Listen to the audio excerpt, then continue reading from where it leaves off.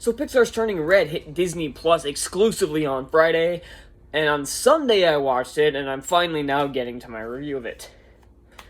And as I said in my Luca review, Pixar has been in kind of a downhill spiral since the 2010s. They created masterpiece after masterpiece from 1995 to around 2010.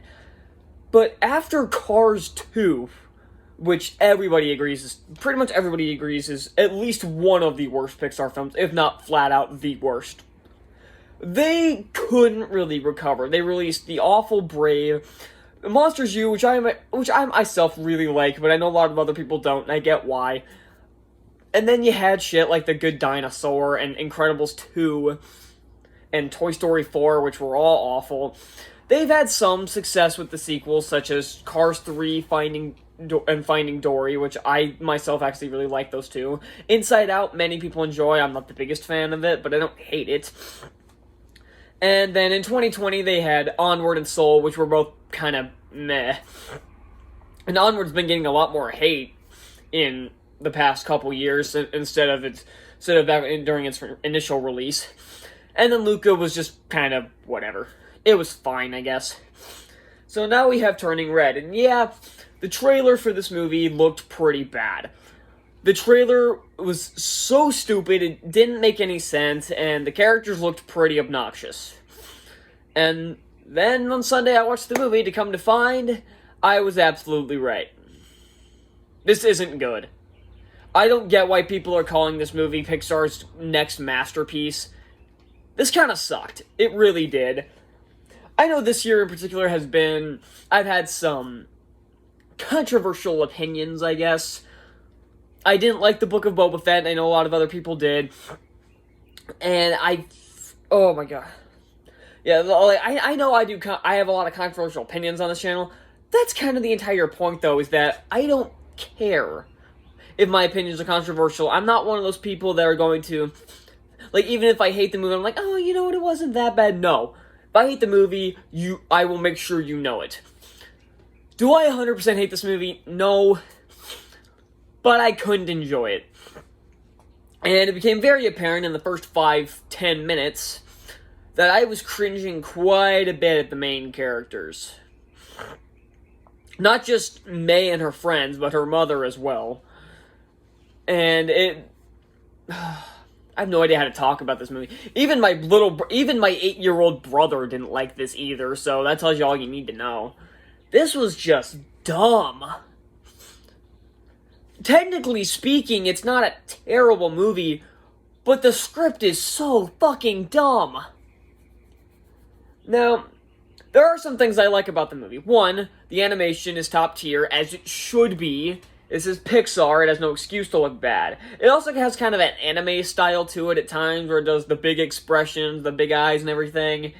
So it's kind of taking inspiration from, like, Avatar and Teen Titans and traditional animated shows that utilize some anime style to them. This one is 3D instead of the other shows, which were hand-drawn. But honestly, if it wanted to do that style, it works fine. I get the characters are Japanese, or at least the main kid is, and her family is Japanese, so I kind of get the choice. It works okay. The problem I do have with that, though, is that they live in Canada, which is fine. Like, okay, it's different. A Japanese family that moved to Canada, okay, lives in Canada, okay, that's fine. But they beat you on the head with it. They constantly have to remind you that they live in Canada, even down to the point of just Canadian flag being in the background, and May wearing a shirt with the maple leaf symbol on it for no fucking reason. I don't know anybody on the planet that just randomly wears a shirt with the American flag on it, maybe for 4th of July, but that's it. Just, like, randomly wearing a maple leaf shirt, I don't get it. That is just beating you on the head that it's Canada. And there's a lot of other examples I can't be bothered to remember, because I saw this movie 2 days ago, and so I'm not 100% fresh it's not 100% fresh in my memory. So there are going to be some things I don't even remember, but I remember enough of this movie to review it right now, so I don't have to go rewatch it. And it's like, oh my god, I'm trying to...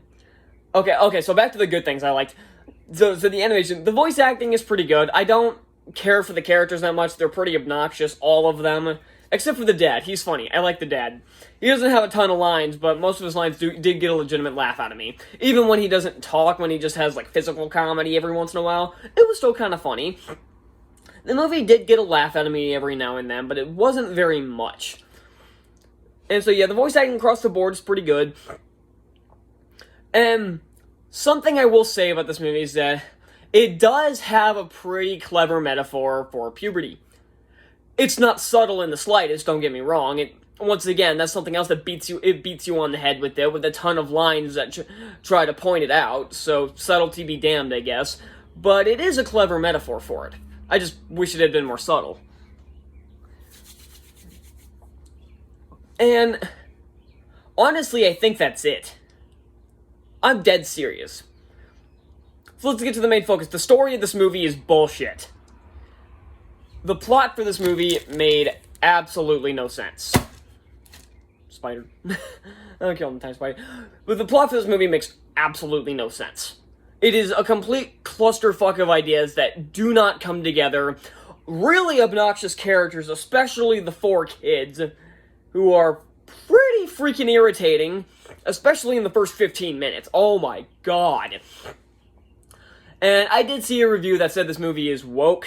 Now, I've used that term before because there are a ton of movies in Hollywood that are like that because Hollywood's run by moronic liberals.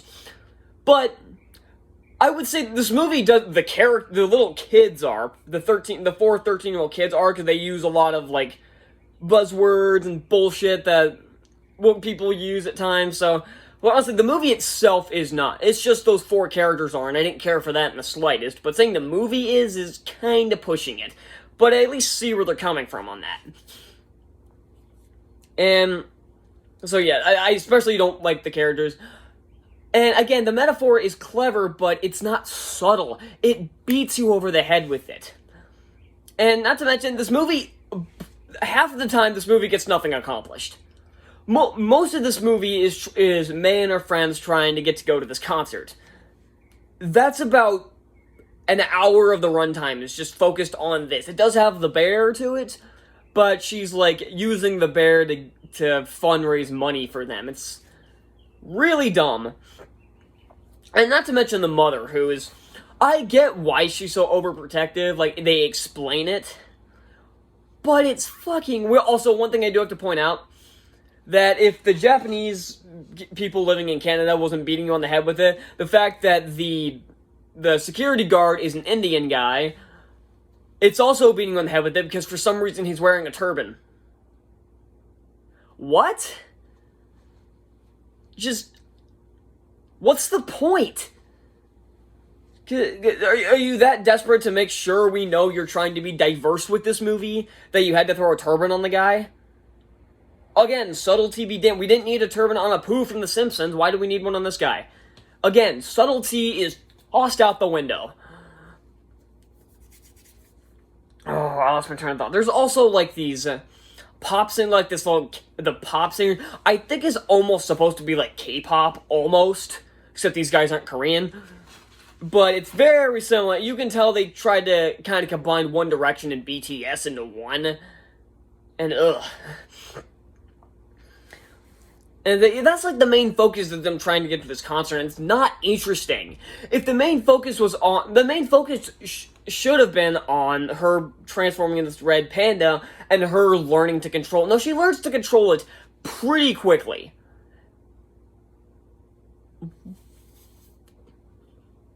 The entire appeal of movies like this, where people discover they have these powers, is them learning how to control it. Or use it, or in a lot of superhero movie cases, or a lot of action movies, learning how to use it for the greater good. This isn't an action movie, it's not a superhero movie, so it's not going to do that, but it still should be focused on her trying to learn to control it. And it kind of is. Alright, so I'm back. But yeah, her, like, inability to control her emotions at times only pops up about twice, maybe. And this should have been the main focus of the film, but she learns how to control it way too early on, and it hardly ever becomes an issue. If anybody saw the movie Max Steel, I don't think anybody did. But it was a movie, in a nutshell, it's a movie. A kid learns he has these like supernatural powers because his father was an alien, and he has to learn how to be able to control these powers. And Steel is there to help him, the little flying robot. Who's an alien, I guess. He has to learn how to control his powers, and whenever he gets worked up, the powers start to affect him. And that's a very similar premise to this movie. So it's like he has to learn to control them, and the only way, and if he gets too worked, at least in the movie version, if he gets too worked up or anything, the energy starts to overload, and if it keeps happening, he explodes. But that's another issue.